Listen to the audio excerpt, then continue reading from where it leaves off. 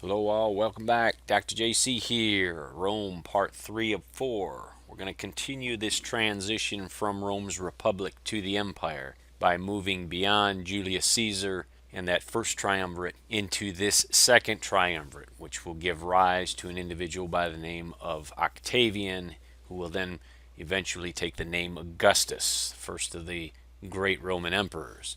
We'll also spend a little bit of time in this lecture too talking about these so-styled five good emperors, the golden age of sorts of Rome, and more specifically one of the five of those so-styled good emperors, Hadrian, to include a wall he built in the north of England called Hadrian's Wall. Rome Part 3 next.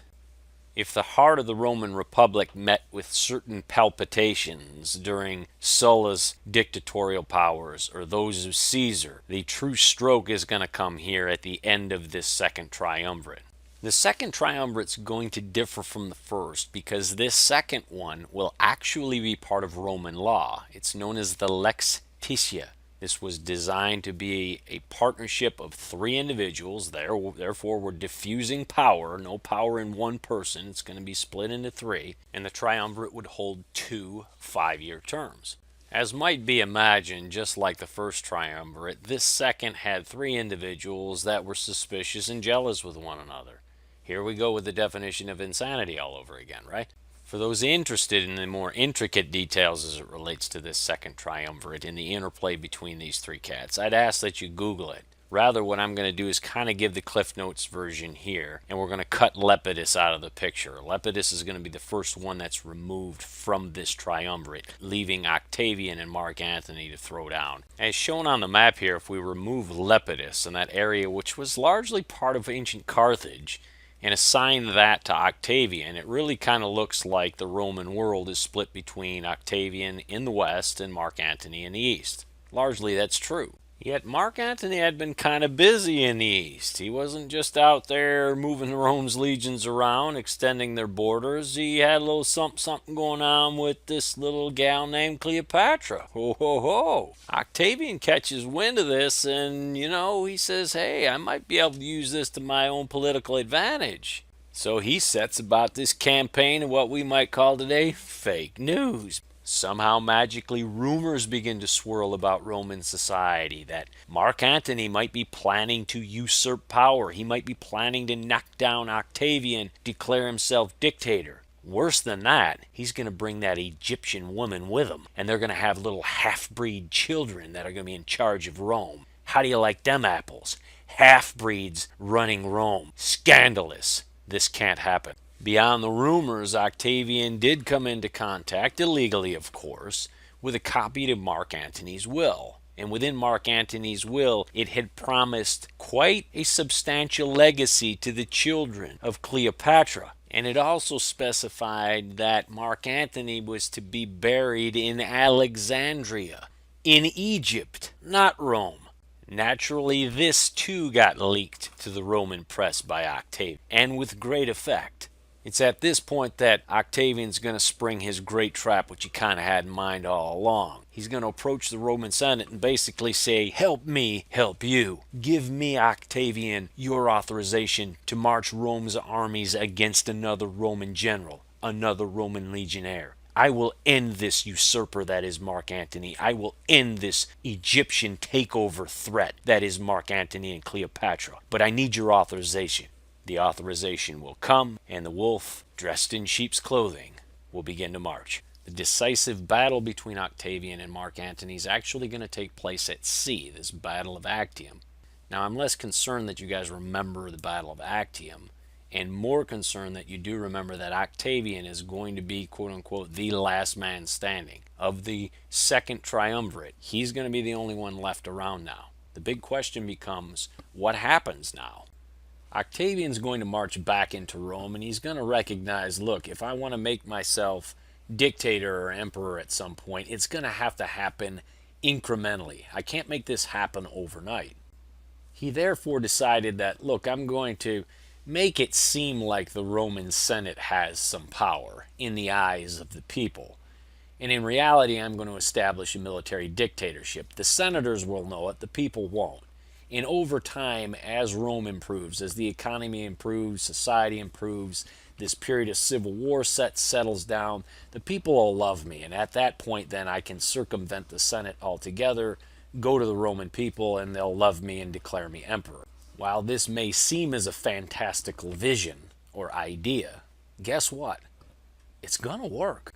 While I'm not going to get into the finer, more convoluted details as to how it was that Octavian, working through constitutional means, working through a constitutional framework, actually established this thing known as a principate, which was, for all intents and purposes, the first phase of moving Rome from a republic to an empire. Just understand he did it. And once he became emperor and recognized as emperor, he took on the name Augustus. As it relates to Augustus, I want you to, of course, think of Octavian. That's who this is, right? But I want you to associate with Augustus both the start of the Roman Empire and this period known as a Pax Romana, or period of Roman peace. This period of Roman peace is going to stretch for a couple hundred years. Rome's not going to be part of or witness to any large-scale military conflict for a long period of time, largely because of the policies, leadership, and direction of Rome because of Augustus.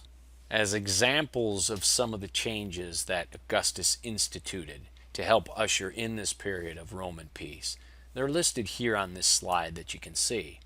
Many of them, quite frankly, are in kind of lockstep with the same sort of domestic types of policies and changes that Darius did in making Persia great. It's establishing a bureaucratic structure, yes, and that could be seen as a negative, to be sure, but at the same time, you're creating an environment where people can go out and be happy, enjoy their lives, engage in business and trade, be social, and not have to worry about this specter of war, civil war especially. And it's this sense of the greatness of Rome that Augustus has brought back to Roman people that make them embrace not only this new concept of Rome, but Augustus himself. It's also worth noting here that during the reign of Augustus, this is when we start to see Rome really be built out. Its system of roads, this Appian Way, is pursued aggressively. The creation, erection, and use of these aqueduct systems are used aggressively. Social policy, too. State funding is going to be provided for the poor, for education, a system of public works, you name it. The problem with this, however, over time, is that Rome began to spend a lot more money than money they were receiving. In other words, they were starting to run some serious deficits. And this is going to become a problem for Rome. All of this spending that took place over time can be sort of visibly seen here in this graphic at the bottom right-hand corner of the screen. Now, while this is a couple hundred years removed almost from Augustus's reign, you can start to see the spending habits and how this continuous swipe the credit card can have an impact on people's down the road. Rome was starting to run out of money. And therefore, if you're running out of money, we've got to figure out where we're going to get some extra revenue, either through trade or, guess what, taxes. Because Romans had more or less lived high on the hog, so to speak, during this period of Pax Romana, there did come a time when they had to start paying their bills. Well, when you're going to increase taxes, and they did, it's usually going to fall on the wealthy. The wealthy are going to be upset in some ways, so they're going to look for some legislation that's favorable to them. One such example of this favorable legislation happens to be these large landed estates in Rome known as the latifundium. These were reinstituted. These large estates, you may recall, were broken up by the land reforms, the agricultural reforms during the reign of Julius Caesar and others that came behind him. Well, guess what? Wealthy landowners now can go ahead and start to accumulate huge chunks of land again. By nature, what happens? People are forced out of small plots of land. They sell. We begin this system of tenancy. You have more rural poor. The slave populations explode to work these large landed estates. And here we go all over again. The divide between rich and poor gets ever greater. With that division between rich and poor, now you're going to have different politicians trying to court favor with either the elite or the masses. You're going to have military generals trying to court favor with either the elite or the masses. Either way, you see a division in society that's ultimately going to lead to Rome's collapse. And in the next final part, part 4 of this lecture on Rome, we'll talk about Rome's collapse. We'll head there next.